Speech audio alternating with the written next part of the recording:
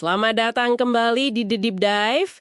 Kali ini kita menyelam ke dunia tasawuf ya, dimensi spiritual Islam yang seringkali agak misterius gitu. Anda mungkin udah sering dengar istilahnya, tapi sumber yang Anda bagikan ini menunjukkan ada jalur-jalur yang wah ternyata beda banget di dalamnya. Sumber Anda memetakan 3 tipologi utama nih. Ada tasawuf sunni, yang ini sangat berpegang pada syariat. Terus tasawuf falsafi, yang lebih metafisik. Dan yang ketiga, tasawuf kontemporer, yang relevan banget sama zaman kita sekarang. Misi kita hari ini, kita bongkar esensi ketiganya, pahami bedanya apa aja, dan lihat relevansinya buat Anda. Kita coba ringkas ya. Oke, mari kita mulai bedah ya. Kita lihat gimana cara pandang soal pengalaman mistik dan hukum agama itu bisa menciptakan perbedaan besar. Terutama lewat tokoh kunci kayak Al-Ghazali sama Ibn Arabi. Gimana tuh awalnya? Iya, jadi perbedaan paling fundamental itu sebetulnya ada pada sumber otoritas pengetahuan spiritualnya. Tasawuf Sunni yang dikonsolidasikan oleh tokoh kayak Al-Qushairi dan Al-Ghazali itu menekankan kalau pengalaman batin atau dzauq itu harus selalu sejalan. Harus divalidasi juga sama teks suci, Al-Quran dan Sunnah atau Naql dan juga hukum syariat. Jadi ada semacam pagar gitu ya. Oke, jadi ada semacam patokan yang jelas ya. Betul. Fokus utamanya lebih ke pembinaan akhlak, karakter mulia, dan kesadaran penuh sebagai hamba, itu ubudiyah. Jadi menjaga banget perbedaan yang jelas antara pencipta sama makhluk, farq istilahnya. Nah, Al-Ghazali ini, khususnya lewat Ihya Ulumuddin, wah ini karya monumental, beliau berhasil merekonsiliasi dimensi hukum, syariat tadi, sama dimensi batin, hakikat. Itu dia kuncinya ya, rekonsiliasi itu. Iya, ini penting banget karena ini yang bikin tasawuf jadi lebih diterima secara luas di tradisi Sunni. Menunjukkan kalau spiritualitas mendalam itu yang nggak harus nabrak aturan agama formal. Menarik. Itu kan pendekatan yang menjaga keseimbangan ya. Nah, terus di sisi lain spektrumnya ada tasawuf falsafi. Ini nih yang sering jadi sangat menarik dan kadang kontroversial. Tokoh puncaknya kan Muhyiddin Ibn Arabi. Gimana sumber Anda menjelaskan pendekatannya? Agak beda ya kayaknya. Betul sekali, ini kutub yang beda. Tasawuf falsafi ini, yang tokohnya Ibn Arabi, itu mencoba memadukan pengalaman mistik yang wah, mendalam banget, dengan kerangka berpikir rasional dan filosofis, nazar. Seringkali juga dipengaruhi filsafat luar kayak Neoplatonisme. Konsep sentralnya, dan ini yang paling kontroversial, namanya wahdat al-wujud, kesatuan eksistensi. Ini pemahaman tauhid yang radikal banget.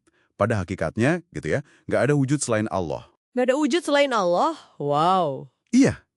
Jadi, alam semesta dan isinya ini dipandang sebagai manifestasi, tajali, atau penampakan aja dari wujud tunggal itu. Nah, ini tentu aja langsung menimbulkan polemik hebat. Kenapa jadi seheboh itu polemiknya? Ya karena dianggap, terutama oleh kalangan teolog Sunni, ini berpotensi mengaburkan batas tegas antara sang pencipta, kholik, dan ciptaan, makhluk. Seolah-olah nyamain gitu. Oh, oke. Khawatirnya jadi panteisme gitu ya? Nah, semacam itu. Khawatirnya ke sana, yang mana itu kan beda ya sama konsep Tuhan yang transenden di Islam mainstream. Makanya kritikannya keras. Pasti ada respons kritis ya. Sumber Anda menyebut Syekh Ahmad Sirhindi ada konsep tandingan katanya. Betul sekali. Sirhindi ini dari India, beliau mengajukan konsep tandingan, wahdat al-syuhud, atau kesatuan penyaksian. Jadi gini, menurut Sirhindi, pengalaman penyatuan yang dialami Sufi itu nyata. Beliau nggak mengingkari pengalamannya. Tapi itu adalah pengalaman penyaksian subjektif si Sufi akan keesaan Tuhan. Jadi levelnya di penyaksian, bukan di wujudnya ya? Betul. Bukan kesatuan wujud secara ontologis bagi Sirhindi, puncak perjalanan spiritual itu bukan kondisi lebur dalam kesatuan itu, tapi justru kembali pada kesadaran sebagai hamba, ubudiyah tadi. Jadi, merasakan lagi perbedaan, farq, antara hamba dan Tuhan, setelah melewati pengalaman penyatuan itu. Ini cara menjaga kedalaman spiritual tanpa mengabaikan fondasi syariat. Oke, jadi perdebatan seru ya soal hakikat pengalaman mistik ini. Nah, kalau kita geser ke zaman sekarang nih, gimana sumber Anda menjelaskan tasawuf di era modern yang disebut tasawuf kontemporer atau neosufisme itu? Nah, ini bentuk adaptasi ya. Adaptasi ajaran spiritual Islam buat jawab tantangan dan kebutuhan manusia modern. Karakteristiknya itu cenderung lebih fleksibel, Kadang nggak terlalu terikat sama struktur formal tarekat tradisional yang mungkin terasa kaku. Fokusnya itu geser ke aplikasi praktis nilai-nilai spiritual buat ngatasin problem modern, kayak materialisme, kekosongan makna hidup, kecemasan, krisis moral. Jadi fungsinya kayak pengawal zaman gitu, nawarin solusi batiniah. Wah, aplikasinya kedengarannya relevan banget ya, nggak cuma soal individual lagi. Contohnya gimana tuh dari sumber Anda? Ada yang spesifik? Ada. Misalnya konsep Sufi healing. Ini pakai prinsip pembersihan jiwa, tazkiyatun nafs, buat kesehatan mental, ngatasin kegelisahan modern. Terus ada lagi yang menarik, ekosufisme. Ekosufisme. Lingkungan gitu. Ya, ini gagasan yang menghubungkan etika lingkungan dengan kesadaran spiritual.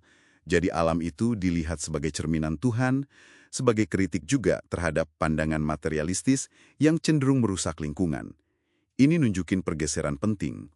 Tasawuf nggak lagi cuma soal pencarian spiritual individu yang menyendiri, tapi juga gerak ke arah tanggung jawab sosial, aktivisme pendidikan, filantropi, dan dialog juga sama ilmu-ilmu modern kayak psikologi, sosiologi. Oke, jadi kalau dirangkum nih, apa artinya semua ini buat kita, buat Anda yang dengerin, kita udah lihat sekilas 3 wajah tasawuf ya.